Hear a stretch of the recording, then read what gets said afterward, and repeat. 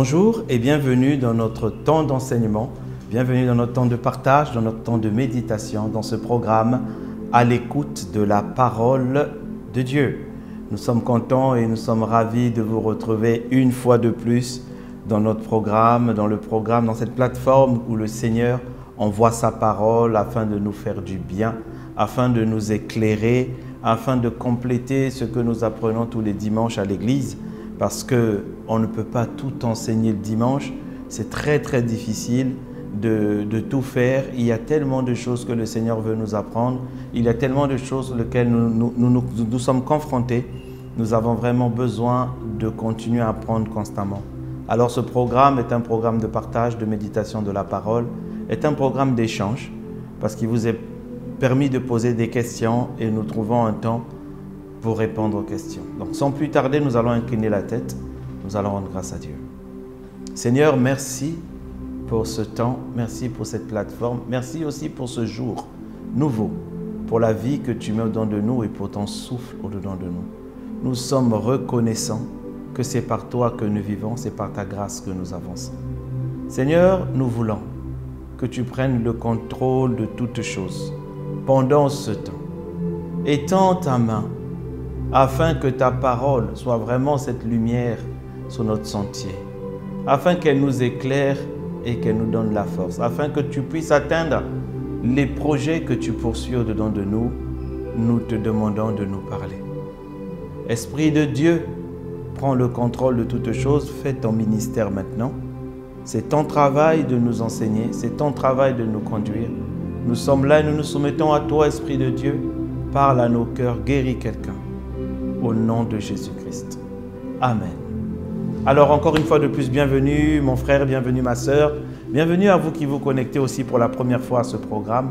Que le Seigneur vous bénisse. Nous rendons grâce à Dieu pour vos vies, nous rendons grâce à Dieu pour ce que le Seigneur fait au travers de vos vies. Et si déjà vous êtes connectés à ce programme, c'est que certainement le Seigneur a beaucoup de bonnes choses pour vous. Il y a des choses qu'il prépare et il veut vous parler encore aujourd'hui. Je bénis Dieu pour vos vies. Je bénis Dieu pour vos pasteurs dans les églises qui font ce travail de paître les brebis du Seigneur. C'est un travail louable et remarquable. Que le Seigneur leur fasse du bien. Je bénis aussi le Seigneur pour toutes les personnes qui travaillent à la réalisation de ce programme. Que le Seigneur les bénisse. Et vous, encore une fois de plus, bienvenue. Vous aussi qui travaillez main dans la main de collaboration et d'association avec nous, qui ne vous arrêtez pas à écouter les messages, mais qui les partagez, qui les transférez afin de pouvoir toucher un grand nombre de personnes. Nous vous bénissons. Alors, nous avançons depuis le début de l'année, nous parlons de la foi. Mais ce programme est un programme d'enseignement. Ce qui veut dire qu'il est bien de temps en temps de repartir sur ce que nous avons déjà appris, même l'année dernière. Cela contribuera toujours à vous faire grandir. Nous, le Seigneur, vous savez, nous vivons dans une saison de grâce, mais lorsque nous voyons souvent la vie, je dis bien pas toujours, Dieu merci, loué soit Dieu pour cela, de temps en temps quand nous regardons, nous voyons comme si les chrétiens ne vivaient pas dans cette grâce. Pourquoi? Parce que la grâce est disponible, mais elle s'acquiert, elle se saisit par le moyen de la foi. Et malheureusement, beaucoup d'entre nous, ont une foi faible, ont peu de foi, comme dit le Seigneur dans la parole. Et nous devons faire grandir notre foi afin de saisir plus grand. La foi, c'est le bras qui saisit dans l'invisible. La foi, c'est le bouclier qui arrête les traits enflammés de l'ennemi. Tout, ou presque tout, s'obtient par la foi dans le monde spirituel. Alors, il nous faut travailler la foi, il nous faut croire en ce que nous faisons. Croire en ce que Dieu a dit. Croire en la parole de Dieu. Et nous avons vu beaucoup de choses qui nous emmènent à ne pas croire, des difficultés qui nous emmènent à ne pas croire, les points qui nous emmènent à ne pas croire. Et c'est là où nous faiblissons. Et nous avons vu donc que, par exemple, nous ne pouvons pas bâtir notre foi sur nos performances. Nous pouvons bâtir sur les expériences passées, oui, mais pas sur nos performances. Pas sur ce que nous faisons aujourd'hui et dire. Parce que l'homme a des moments de faiblesse et si vous bâtissez dessus, ça veut dire que dans les moments de faiblesse, votre foi sera faible. Et la loi vous demandera toujours d'en faire plus pour mériter. Mais nous devons nous appuyer sur l'amour de Dieu parce que la foi naît de l'amour de Dieu. D'abord, Dieu nous aime. Vous pouvez repartir sur les sessions précédentes, vous comprendrez. Nous avons vu aussi qu'il faut bannir certaines choses qu'on appelle les sables mouvants qui nous empêchent de bien construire, comme le doute, les inquiétudes. Et depuis la session dernière, nous avons commencé à parler de la paix. La paix comme un arbitre. La paix parce que lorsque nous sommes agités de toutes parts, nous ne pouvons pas entendre le Saint-Esprit. Lorsque nous sommes agités de toutes parts, notre voix prend de l'ampleur ou de la grandeur devant la voix du Saint-Esprit. Lorsque nous sommes agités de toutes parts, la Bible dit dans le livre de Jacques qu'une telle personne ne s'attend à rien recevoir de Dieu parce que nous sommes dans le doute. Alors un cœur en paix est un grand remède, est un bon sol pour construire la foi. La foi doit se bâtir dans la paix du cœur, cette sensation où ça va, cette sensation de repos, cette sensation de calme. Mais lorsque nous sommes agités, nous sommes préoccupés, nous sommes, la vérité c'est que nous avons beaucoup de mal à entendre Dieu. Beaucoup de mal. Et c'est le moment où le diable nous envoie des suggestions par des personnes et on n'arrive même pas à reconnaître que ça, c'est Dieu qui nous parle ou pas. Alors, il nous faut vivre dans la paix. La paix est tellement importante. La paix, c'est quand, vous voyez, nous avons terminé la session précédente en disant, quand vous êtes agité, vous devez inviter le Seigneur. Parce que lorsque le Seigneur rentre dans la barque, la paix s'installe. Les nuages s'arrêtent. Les vents violents s'arrêtent. Parce que Dieu veut que l'on soit en paix. Il a dit, je vous laisse ma paix dans le livre de Jean 14, verset 27. Je vous laisse ma paix, je vous donne ma paix. Je ne vous donne pas comme le monde la donne. Que vos cœurs ne soient point troublés et ne s'alarment point. Ça veut dire que si on vit dans le trouble et on est en train de s'alarmer, ça ne va pas aller. Et c'est ça, ce sont les troubles, les cœurs qui ne sont pas en paix, qui emmènent le doute. Et le doute dit à Dieu, tu es incapable de faire. Que cela ne soit pas ton partage au nom de Jésus. Alors pour cela, il faut qu'on apprenne à bâtir la foi, à construire la foi. Vous voyez, ça ce sont des éléments annexes que souvent on ne sait même pas que ça vient perturber notre foi, notre croyance, notre ferme conviction en la parole de Dieu. Amen. Alors, la foi se bâtit dans un cœur en paix. La foi, dis avec moi, je dois être en paix. Oh, le monde va tellement vite. Le monde a tellement d'accélération. Ceci, on a l'impression que tout va vite. Et quand on va vite, on a des choses qui nous arrivent et ceci. Il y a des choses qu'on comprend, d'autres qu'on ne comprend pas. Et souvent, ça vient dans le trouble. Et là, nous sommes dans les longues attentes. On train d'attendre une promesse qui ne se fait pas. Et là, le trouble s'installe. Non, nous devons être et vivre en paix. C'est la volonté de Dieu pour nous. Et ça va être notre partage au nom de Jésus. Alors, ici, comment faire alors pour garder son cœur en paix? Comment faire pour bâtir notre foi et comment garder notre cœur en paix?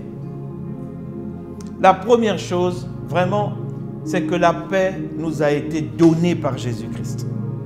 Et bien au-delà, la Bible déclare que nous avons eu la paix à la croix. Le châtiment qui nous donne la paix est tombé sur lui, comme dit Ésaïe 53. Le châtiment qui nous donne la paix est tombé sur lui. C'est-à-dire que la paix est un don.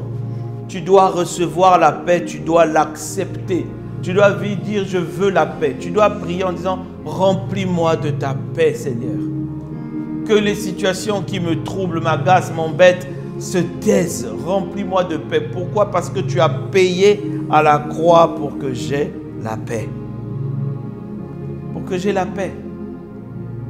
Il n'y a donc pas de raison pour que tu ne sois pas en paix. Donc tu dois la demander. Tu dois demander cette paix-là. La deuxième chose pour laquelle il faut que tu saches pour bâtir, pour garder un cœur en paix qui permet de bâtir une foi solide, tu dois demander l'assistance du Saint-Esprit. Le Saint-Esprit s'appelle le Paraclet, c'est notre aide. C'est Dieu qui vient nous aider. Jésus, c'est Dieu parmi nous, Emmanuel. Oh Seigneur. Tu dois demander au Paraclet, Saint-Esprit, aide-moi à garder mon cœur en paix. Parce que sans cette paix, je ne peux pas saisir les grandes choses de la foi. J'ai besoin de vivre dans une assurance et dans un calme pour pouvoir avancer,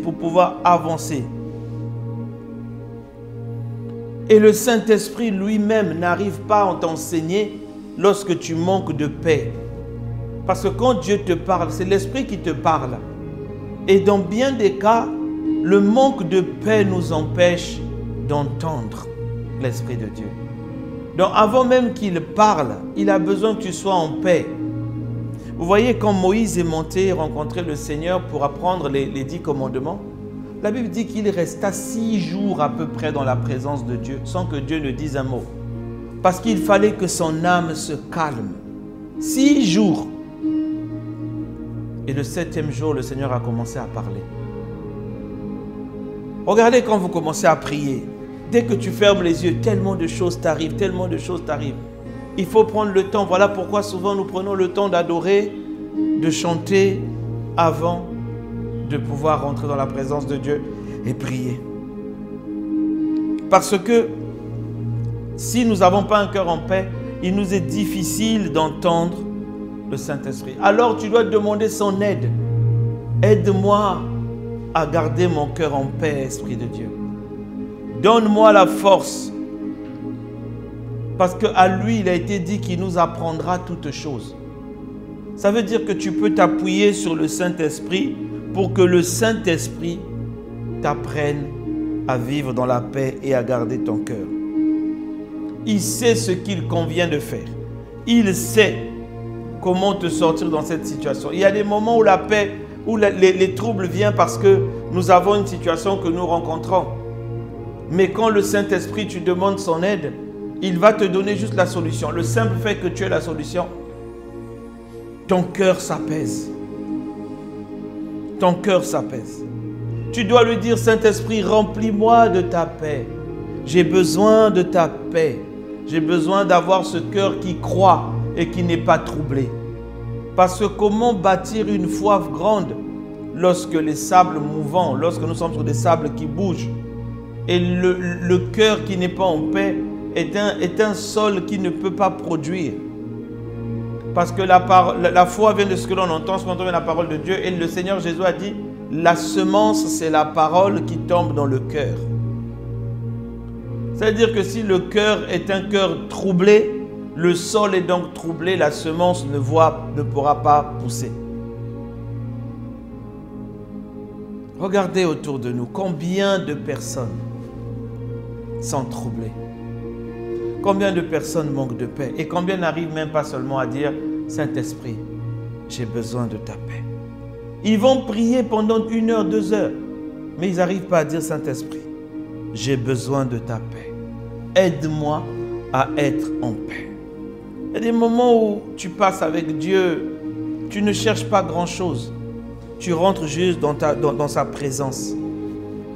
Tu rentres juste dans la prière.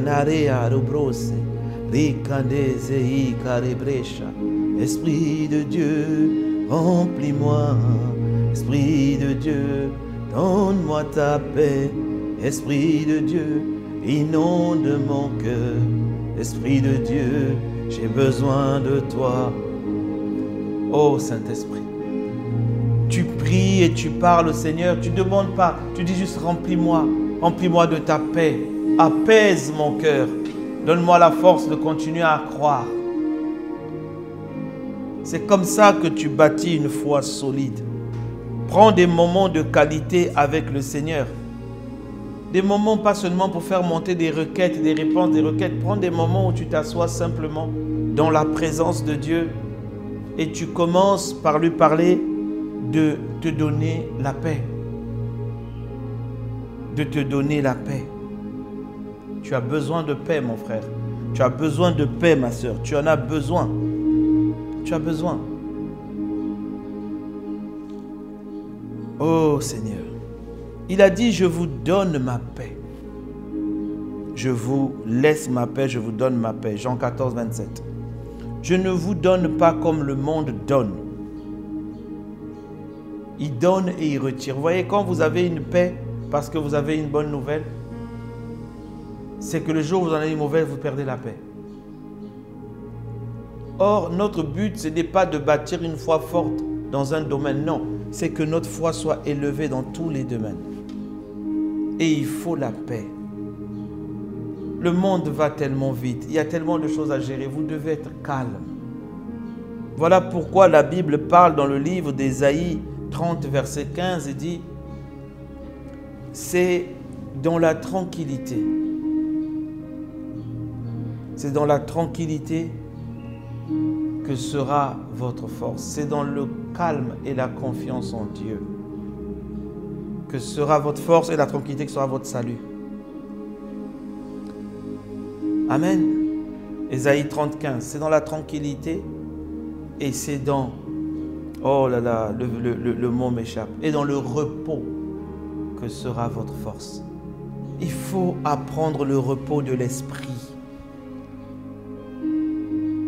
La Bible dit c'est dans le calme et la confiance en Dieu que sera votre salut. Ça veut dire que ce n'est pas dans l'agitation, ce n'est pas dans... Tu dois prendre des temps, tu te retires avec Dieu, tu vas. Quand tu sens que ton cœur commence à être troublé, prends un temps, assieds-toi avec Dieu. Ne prie même pas pour le problème, prie d'abord pour ta paix. Et si le problème, si le manque de paix vient du problème, le Seigneur donnera une solution pour le problème. La paix va couvrir tous les domaines. Il y a des moments où nous sommes là, tu manques de paix, mais tu ne sais même pas d'où ça vient. Tu dis, il y a quelque chose qui me dérange. Je ne sais pas, il y a ceci. Alors quand tu n'es pas ça, tu vas dans la présence, quand tu ne comprends pas, tu vas dans la présence de Dieu et tu demandes à Dieu de t'aider dans cet aspect. Qui te donne la paix. Rappelle-lui que le châtiment qui te donne la paix est tombé sur lui.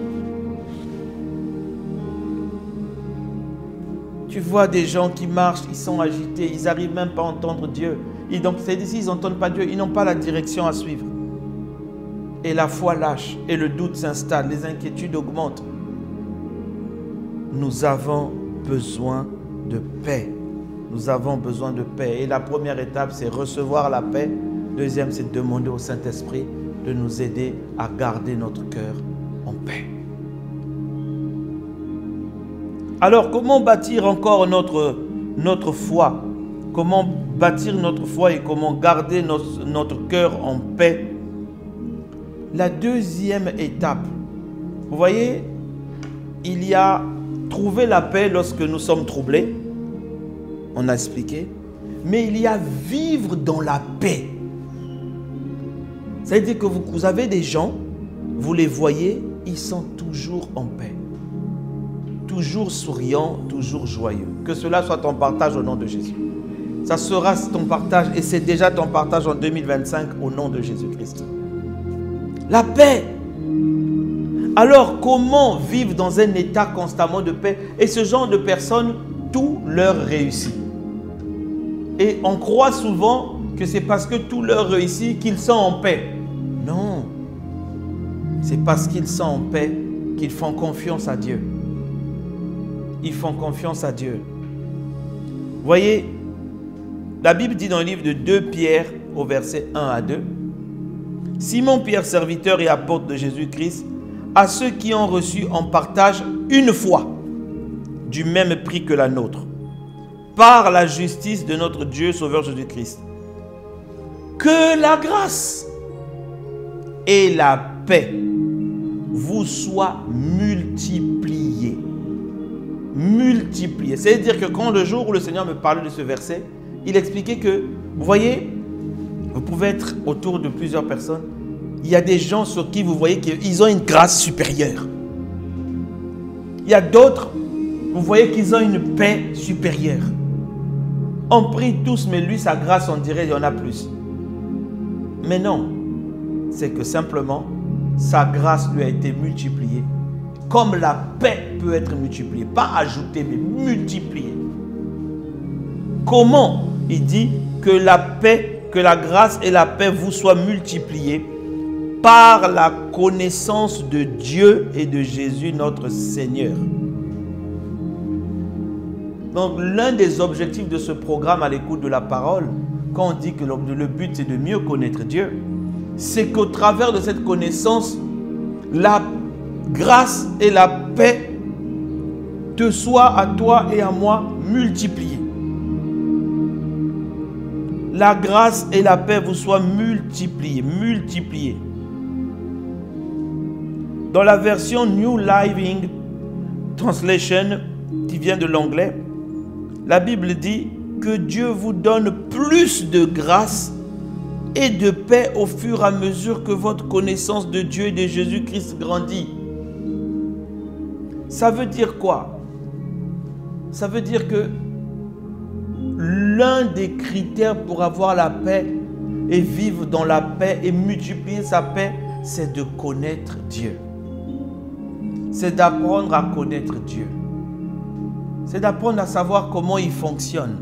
C'est d'apprendre à repartir dans la Bible pour dire, mais pas seulement la lire. Dis-toi, mais que pouvait vivre Joseph quand il ne voyait pas ce qui avait été promis arriver? Que pouvait vivre David lorsqu'il se cachait dans les grottes, bien qu'il avait été oint? Comment était leur cœur? Mais David a beaucoup écrit de psaumes au moment où il avait des douleurs. Mais il disait, mon âme, ne te plains pas, réjouis-toi. Et qu'est-ce que Dieu faisait? Parce que la manière à laquelle Dieu fait va vous instruire dans les... Il n'y a rien de nouveau sous le soleil. Il n'y a rien de nouveau. Ce que tu traverses aujourd'hui, une autre personne l'a traversé. Et c'est écrit dans la Bible. Alors, au fur et à mesure que tu apprends à connaître Dieu, au fur et à mesure que vous apprenez à aller voir comment Dieu fonctionne, comment sa fidélité tient, comment elle dure, à partir de ce moment, une chose va se passer, c'est que votre assurance en lui va augmenter. Vous saurez que même s'il y a ça, Daniel avait vécu les mêmes oppositions, Jérémie avait vécu les mêmes oppositions, Paul avait vécu les mêmes oppositions. À la fin, voici comment Dieu va faire. Dieu est très prévisible et très imprévisible. Il est très prévisible sur son action parce que tu sais qu'il va faire. Mais il est imprévisible sur le comment. La manière peut changer. Il peut garder l'ancienne ou il peut changer une nouvelle manière. Mais il est prévisible parce que tu sais qu'il va agir. Et tu alimentes ton cœur par des paroles dont tu sais que c'était vrai. Tu peux lui dire, tu as fait cela avec Jacob. Tu as fait cela avec Moïse. Pourquoi? Parce que tu as appris à le connaître. Quand tu apprends l'amour de Dieu, nous avons parlé plusieurs sessions de l'amour de Dieu, vous saurez que Jésus ne t'abandonnera jamais. La Bible dit, si Dieu le Père a donné Jésus pour toi, qu'est-ce qu'il peut encore refuser? Ça veut dire que quelle que soit la situation, tu vas être en paix, tu vas dire, Dieu ne m'abandonnera pas. Même Job, qui n'avait pas le Saint-Esprit en lui, disait, je sais que mon Rédempteur se lèvera toujours en dernier, toujours. Il va se lever. Ça va durer, mais il se lèvera un jour. Vous voyez, ça nous confère une assurance de paix. Une assurance qui nous dit que la paix est avec nous. Vous voyez, le Seigneur m'avait donné un verset en début de cette année et je vais le partager avec vous, ce verset, parce qu'il est l'un des versets qui me sert dans la prière, qui me sert dans les temps de méditation. Il se trouve dans Ésaïe 26 au verset 12. Écoutez bien ce que le Seigneur dit. Éternel, tu nous donnes la paix. Car tout ce que nous faisons, c'est toi qui l'accomplis pour nous. Ça veut dire que quand je suis là et je prie, je dis Seigneur, tu me donnes la paix. Parce que si je manque de paix, c'est comme si j'ai peur de ce qui va arriver. Mais la Bible dit, pourquoi tu donnes la paix? Car tout ce que je fais, c'est toi qui le fais pour nous. Que cela soit ton partage au nom de Jésus. Alors quand j'ai cette assurance que ce que je fais, c'est Dieu qui va l'accomplir pour moi, je sais que lui n'échoue jamais. Ça me confère de la paix. Ça me confère de la paix. Et il donne cette parole prophétique. Il dit, oh l'Éternel, tu nous donnes la paix.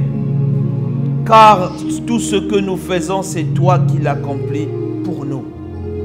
Je n'ai pas peur, je ne crains pas. Je sais que ce que je fais, Dieu le fera. Pas moi, Dieu va le faire pour moi.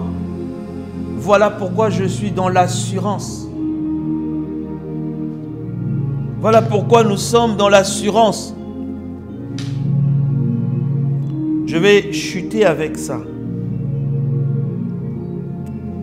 Je suivais un serviteur de Dieu qui parlait une fois. Et moi, j'ai pris pour habitude, quand un serviteur de Dieu dit « Dieu m'a dit », la Bible dit « Dieu ne fait exception de personne ». C'est-à-dire que Dieu ne fait pas de favoritisme à l'un ou à l'autre. Ni à des pasteurs, ni à des brebis, ni aux prophètes. Vous savez, dans le livre de Galates, Paul dit, quand il parle d'une fête de favoritisme, il parlait des apôtres. Il dit qu'il n'est pas allé faire ceci, de toute façon, voilà. Ce n'était pas parce que Pierre et Jacques étaient apôtres. Et Jean, il a dit, de toute façon, Dieu ne fait exception de personne. Donc, il parlait vraiment des titres. Alors, quand Dieu ne fait exception de personne, quand Dieu parle à un serviteur de Dieu, si Dieu me permet d'être en contact avec ce qu'il avait dit à ce serviteur, je le prends pour moi. Alors, à ce serviteur, il avait dit, « Mon fils, si tu as besoin d'un miracle, tu auras à condition que tu restes en paix.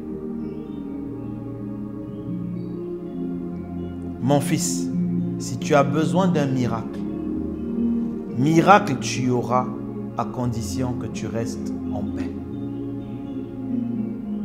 Donc, le Seigneur expliquait que les miracles se produisent. La seule condition qu'il te demande, soit en paix. J'ai pris ce passage, je l'ai tourné dans ma tête, Si tu as besoin d'un miracle, tu auras à condition que tu restes en paix. C'est la seule condition. Nous avons besoin de miracles dans nos vies. Nous avons besoin de retournement de situation. Le Seigneur nous dit, nous pouvons l'avoir, à condition que nous restons en paix. C'est le message que je te donne ce matin. C'est le message que je t'envoie de la part du Seigneur. Si tu as besoin d'un miracle cette année, si tu as besoin d'un miracle dans ta vie maintenant, si tu as besoin de quelque chose, d'un changement de situation, le Seigneur dit que tu vas l'avoir là, à condition que tu gardes ton cœur en paix. Alors bats-toi pour garder ton cœur en paix. Prie, demande l'aide du Saint-Esprit. Étudie la Bible, apprends à connaître Dieu pour multiplier cette capacité de garder ton cœur en paix. Et tu vas aller, garde ton cœur en paix. La Bible dit, garde ton cœur plus que toute autre chose, car de là coulent les sources de la vie. Garde-le par des mauvaises pensées, des mauvaises informations, mais garde-le aussi dans la paix. Dans la paix. Mon fils, ma fille, si tu as besoin d'un miracle, tu auras à condition que tu gardes ton cœur en paix. Que Dieu vous bénisse. Seigneur, nous te rendons grâce, nous te bénissons pour ce temps, nous te bénissons pour ce moment, nous te bénissons pour ta parole. Oh Seigneur, tu nous fais du bien, tu envoies ta parole pour nous changer et pour nous transformer. Je te supplie, agis puissamment, envoie ta main. Que ta main soit sur nous. Glorifie ton nom. Nos ia ribrosta kandashi ekerebrea. Merci pour tout ce que tu es, pour tout ce que tu fais.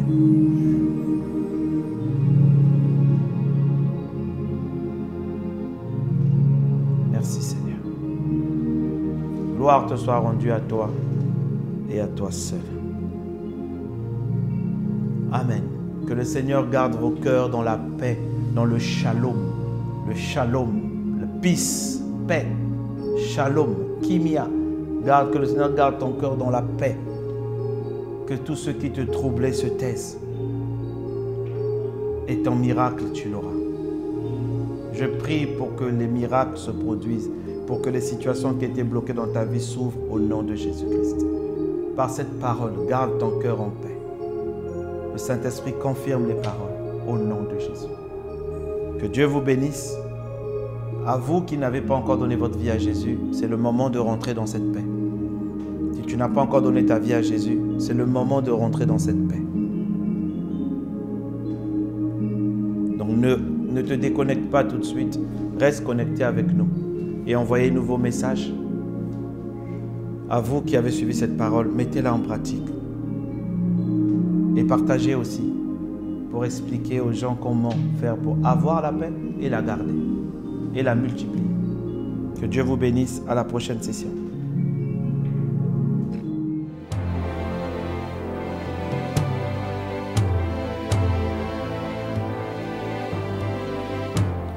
Ô Seigneur Dieu, je crois en ton Fils Jésus-Christ. Je crois qu'il est mort pour moi et que Dieu l'a ressuscité d'entre les morts. Je confesse de ma bouche que Jésus-Christ est le Seigneur de ma vie. Dès maintenant et pour toujours. Je donne ma vie à Jésus-Christ dès aujourd'hui et j'ouvre mon cœur par la foi et reçois le salut.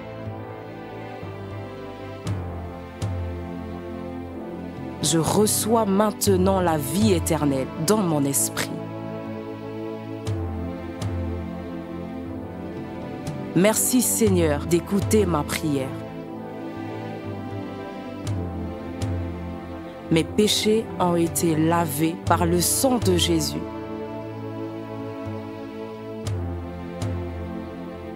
Christ vit maintenant en moi. Et je suis libre. Je suis sauvé. Je suis né de nouveau. Et dès aujourd'hui, je marche en ayant conscience de ma nouvelle vie en Jésus-Christ. Amen.